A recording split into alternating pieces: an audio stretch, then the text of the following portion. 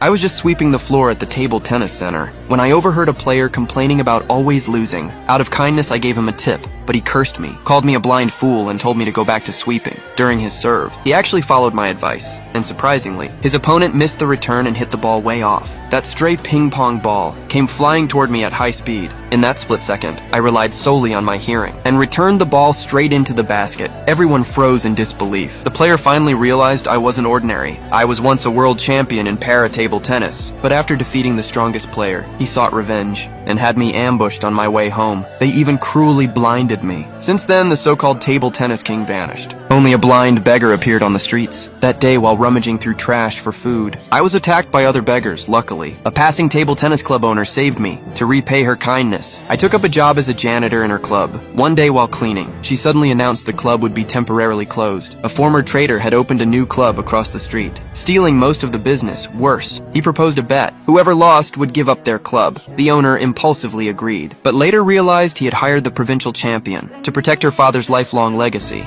She decided to close the club without a fight. She handed out severance pay to everyone, including me. As I recalled how she once saved me from the streets, I felt conflicted, but other coaches lashed out, calling me ungrateful for taking the money and leaving. At that moment, the trader arrived with the champion to challenge us. He even threatened the owner's father's reputation, forcing her to accept. He didn't waste words, said if anyone from our club could beat his player, he'd admit defeat. Our senior brother stepped up first, but stood no chance. He couldn't even return a single serve, lost 11-0. The coach saw he tried his best and stepped up himself. Though he managed a few rallies, I sensed something was wrong. The opponent was draining his stamina. Sure enough, the coach's paddle was knocked away, and when he tried to continue, he found his wrist too weak from the impact. He had no choice but to give up. Only the club owner remained. Her skills were decent, so she stepped up without hesitation. But ever since taking over the club, she rarely practiced. She struggled against the provincial champ's serve. A sharp gust of air followed the shot. The ball scraped across her face, leaving a fresh wound.